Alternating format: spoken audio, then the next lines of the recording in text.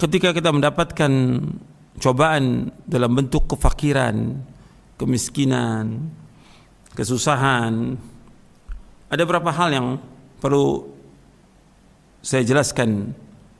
Yang pertama, ikhwan fillah, azakumullah, kita wajib husnuzan kepada Allah. Kita harus berbaik sangka kepada Allah, karena apa yang Allah takdirkan buat kita itu yang terbaik buat kita. Dan ketika Allah mencoba kita, menguji kita, Allah Maha tahu tentang kondisi kita. Sesulit apapun, sesusah apapun, sepakir apapun kita, semiskin apapun kita, tetap Allah tahu. Adukan semuanya kepada Allah dan berbaik sangka kepada Allah. Dan Allah itu Arhamur Rahimin. Allah Maha penyayang, Maha pengasih dari semua yang ada. Kemudian yang kedua, yaitu kita tawakal kepada Allah SWT. Tawakal kepada Allah. Serahkan semua urusan kita kepada Allah. Dan Allah menyebutkan, gantungkan hati kita kepada Allah. Wa 'alallahi fatawakkalu in kuntum mu'minin. Kepada Allah kalian tawakal jika kalian orang-orang yang beriman. Tawakal kepada Allah. Kita wajib tawakal kepada Allah dalam kondisi sulit seperti ini. Kita serahkan semua urusan kita kepada Allah. Jangan kita minta-minta kepada manusia. Dan kita bertakwa kepada Allah. Allah berfirman di dalam surah At-Talaq di ayat 2 dan 3, Allah berfirman, "Wa may yattaqillaha yaj'al lahu makhraja wa yarzuqhu min haitsu la yahtasib wa may yatawakkal 'ala Allah fa huwa hasbuh innallaha balighu amri qad ja'ala Allah likulli syai'in qadra." Allah berfirman dalam surah At-Talaq ayat 2 dan 3, "Wa may yattaqillaha yaj'al lahu makhraja." Barang siapa yang takwa kepada Allah, Allah akan bukakan jalan keluar baginya. Wa yarzuqhu min haitsu la yahtasib, dan Allah akan memberinya rezeki dari arah yang tidak disangka-sangka. Wa may yatawakkal 'ala Allah fa huwa hasbuh, dan barang siapa yang tawakal kepada Allah, maka Allah akan mencukupi keperluannya. Innallaha balighu amri qad ja'ala Allah likulli syai'in qadra. Sesungguhnya Allah melaksanakan urusannya. Sungguh Allah itu telah mengadakan ketentuan bagi segala sesuatu. Surah At-Talaq ayat 2 dan 3. Rasulullah SAW bersabda, "Lau annakum tatawakkaluna 'ala Allahi haqqa tawakkuli la razaqakum kama yarzuqut tayra taghdu khimasan wa taruhu bitana." Nabi bersabda SAW, kalau seandainya kalian bertawakal kepada Allah dengan sebenar-benar tawakal, Allah akan memberikan kalian rezeki sebagaimana Allah memberikan rezeki kepada burung. Yang burung itu pagi dia keluar dalam keadaan lapar dan pulang sore dalam keadaan kenyang. Hadis sahih riwayat Imam Ahmad, Tirmidzi dan Nasai dalam Sunan Kubra, Ibnu Majah dan Hakim dari sahabat Umar bin Khattab radhiyallahu an. Hadis ini disahihkan oleh Syekh Al-Albani dalam silsilah hadis as-sahih di juz yang pertama. Jadi yang kedua, kita tawakal kepada Allah. Yang ketiga, yaitu kita merasa qanaah, ridho dan puas dengan apa yang Allah rezekikan. Betul sempit, dapat tetap rezeki ada, meskipun punya beras hanya seliter atau setengahnya, tapi kita masih ada yang kita miliki untuk kita jual, untuk makan kita. Kita harus qanaah. Dan tadi sudah saya sampaikan bahwa seorang mukmin itu harus qanaah.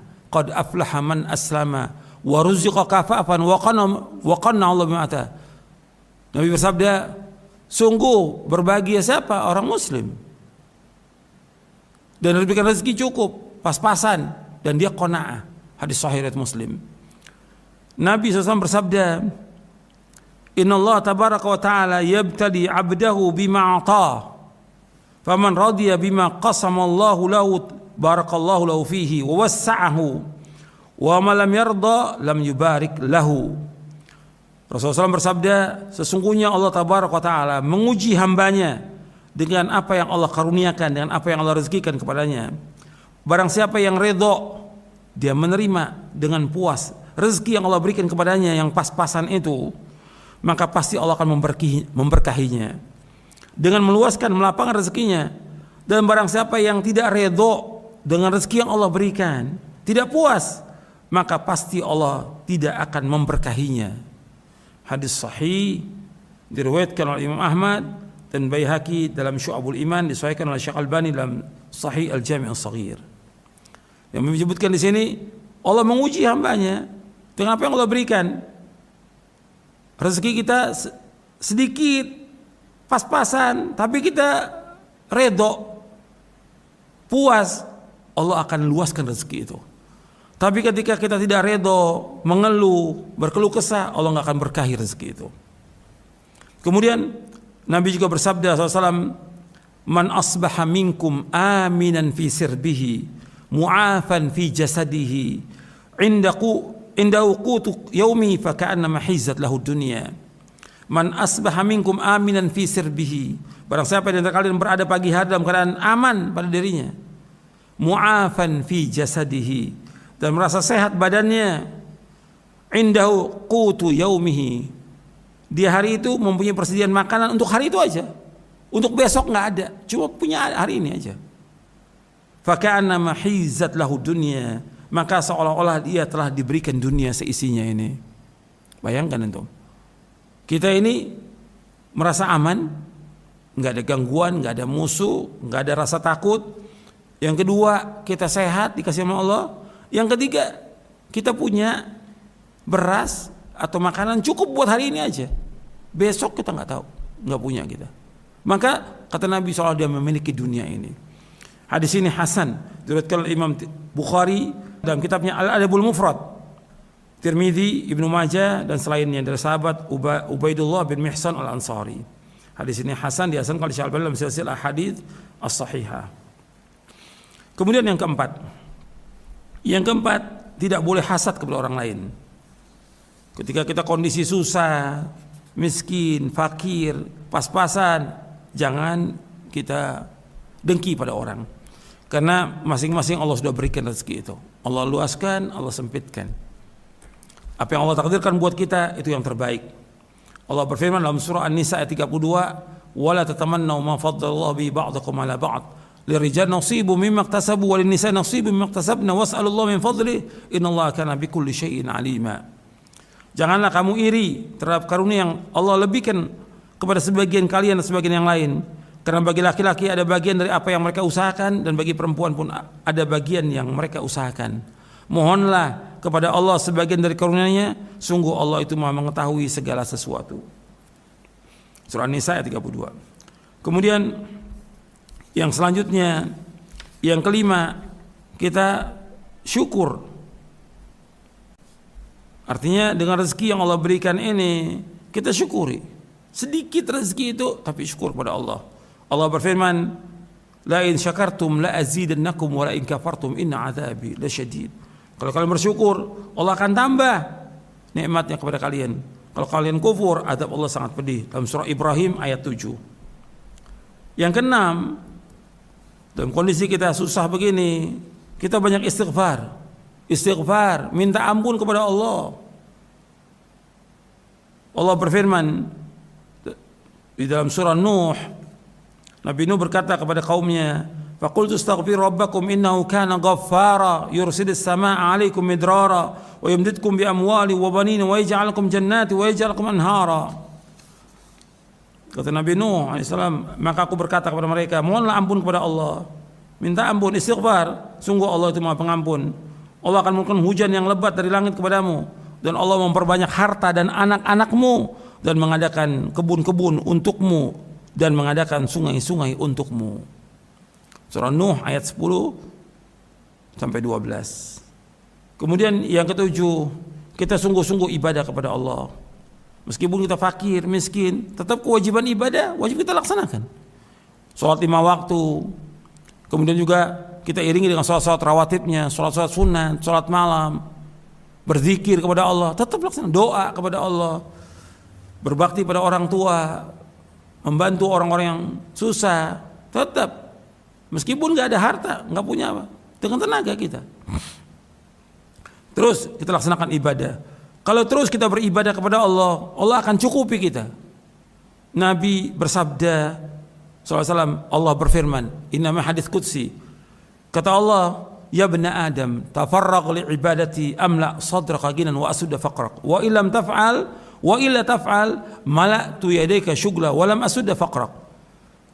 Nabi bersabda SAW, Allah berfirman, wahai anak Adam, luangkan waktumu untuk beribadah kepadaku, maka aku akan isi dadamu dengan kekayaan, dan aku akan menutupi kefakiranmu.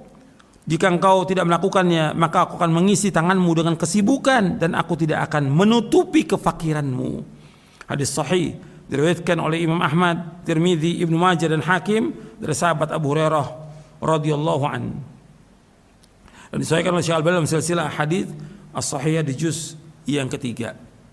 Di sini Allah menyuruh kita untuk luangkan waktu kita sepenuhnya untuk ibadah kepada Allah. Maka Allah akan penuhi dada kita dengan kecukupan dan akan ditutupi kefakiran kita. Kalau kita tidak lakukan itu, sibuk dengan dunia, sibuk dengan yang lain, nggak sibuk dengan ibadah kepada Allah, Allah akan penuhi kedua tangan kita dengan kesibukan. Nggak akan selesai, sibuk terus. Kemudian Allah nggak akan tutupi kefakiran kita. Ini hadis sahih. Kemudian yang ke-8, ikhwan fillah, kita banyak berdoa kepada Allah Taala, berlindung kepada Allah dari kefakiran.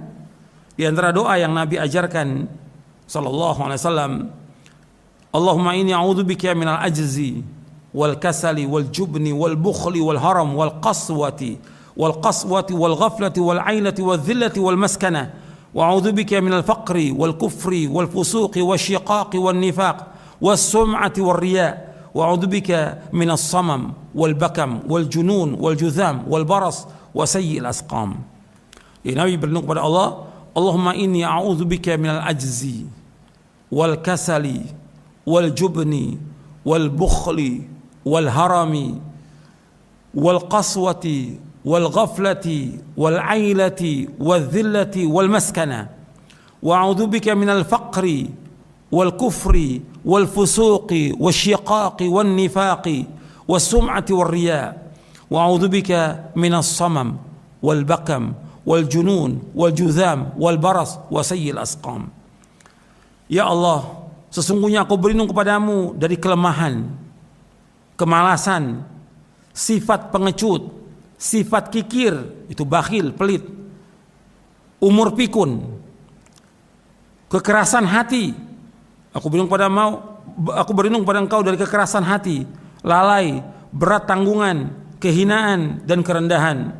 Dan aku berlindung kepadamu ya Allah dari kefakiran, kemiskinan, kekufuran, kefasikan, perpecahan, kemunafikan, sum'ah, memperdengarkan amalan kepada orang lain, riya, berlindung kepada Allah dari riya, memperdengarkan amalan kepada orang lain.